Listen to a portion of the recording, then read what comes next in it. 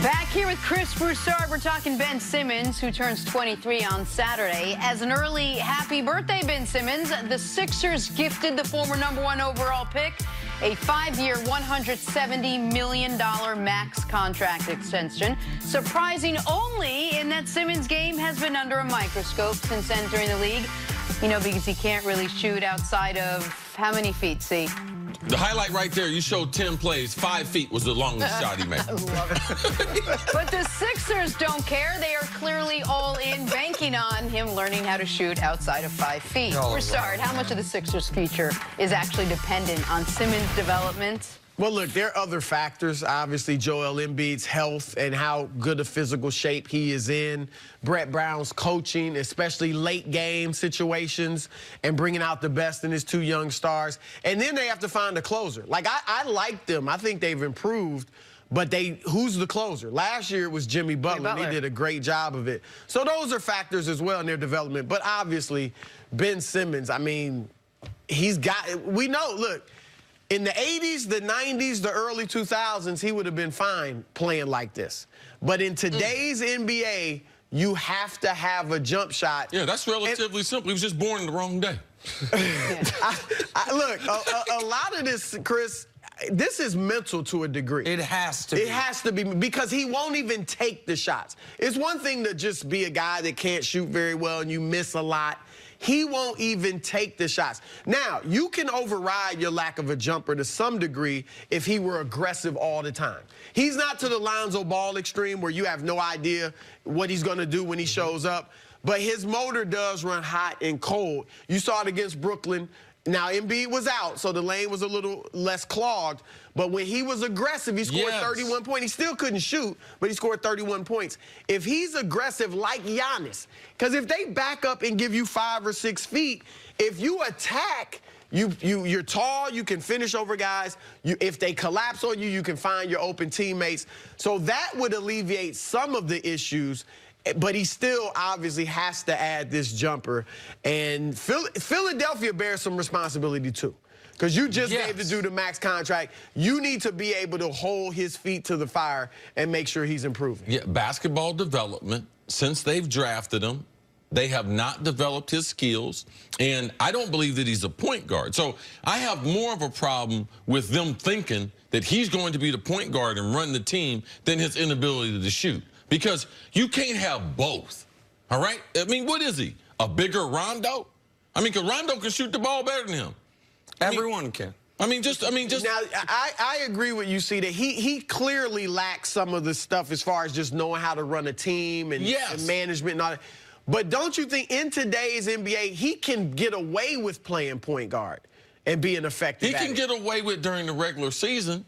But it's still a problem in the fourth quarter. I've been to watch too many Philadelphia games in person where what happens the first quarter and what happens in the fourth quarter, they're totally different. He doesn't understand. The only play they typically run for him on the offensive end is a dribble handoff because he doesn't have the savviness to be able to set guys up, to be able to get guys open, because he's not a point guard. He's a point forward. He's very athletic. He's a guy who can dribble the basketball. And now everyone who can dribble, we think, oh, he's a point guard. No, he is everything but a point guard. He's a great athlete. Back to your point in the Brooklyn series, when Dudley had said some things about him and then he responded.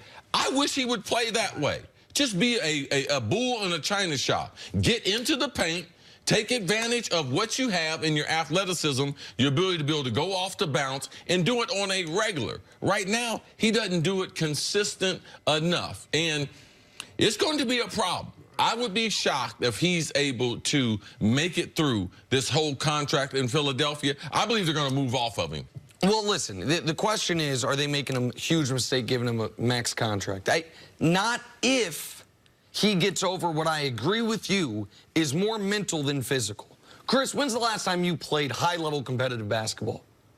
20 years? Yeah. Longer? Or something like that? Something like that. If you went on a court today, you could shoot 30% from 3.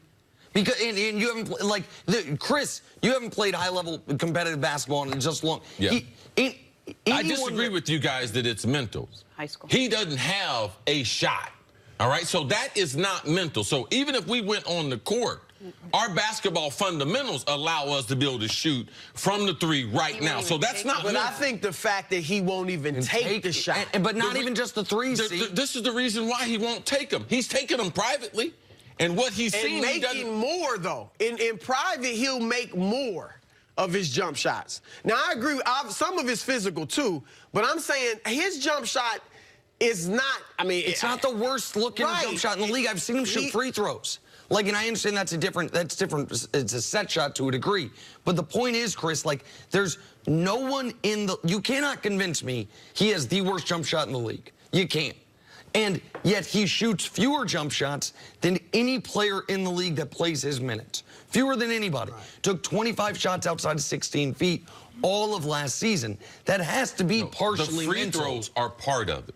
He shot 58% his whole career. The basket's not moving. No one's moving. His fundamentals are not good. His left elbow is outside of his body. Now, it's not the worst. It's not the worst jump shot, but it's one of the most fundamentally sound ones. His elbow is not up under him. His elbow is out to the side. If you watch the video, he shoots half the time with his right hand. So now, when you get in a pinch, which hand do I shoot with? And that's up here. You know, he's not confident when you're switching your shot like that. It's like LeBron at the free throw line when he was switching everything. That's mental. When you go through different forms.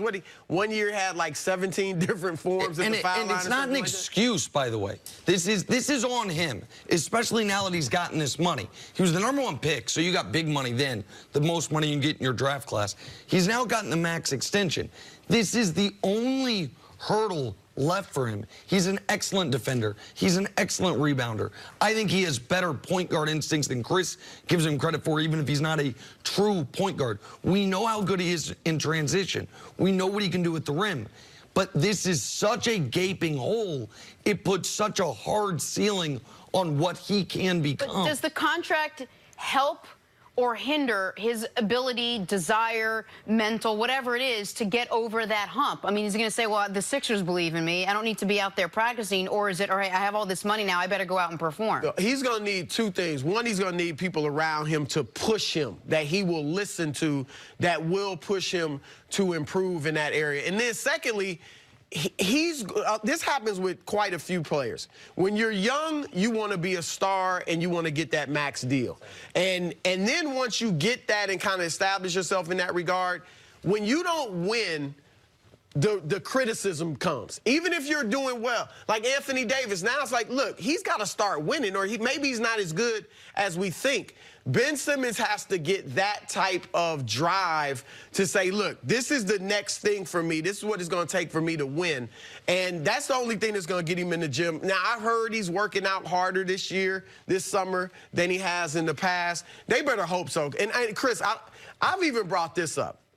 Chris Paul. Like, again, I wouldn't do it now, but if I'm Philadelphia, I would keep an eye on this situation with Ben Simmons and Chris Paul. Because if you put Chris Paul with that team... It's the perfect fit. And they would have a chance to win the East. And maybe you get a Dennis Schroeder with it as some insurance in case Chris Paul is injured. But that's something I would watch if I'm Philadelphia, because I agree with you. Something's going to have to give at some point if he can't develop it. When Ben Simmons came out of college, which happens to be 4 seasons ago, not 3 seasons ago, because we gave him the redshirt year. Yep. Oh, let's not forget that. He had a year just to work on his body, to work on his basketball game, and then he's played a couple NBA seasons. So, man, this is not my fault, all right? A professional athlete, you are paid to get better at your weakness. The greatest that have ever played this game, you know what they do? They go home, write down their weaknesses, and they spend 90% of their time working on those weaknesses, 10% of the time working on their strengths. Ben Simmons has decided to do something else. I've been around sports for 40 years. It's not my fault that he can't shoot the basketball. Philadelphia, they took a calculated risk. I don't believe it's a mistake, because he is an asset. He is an all-star.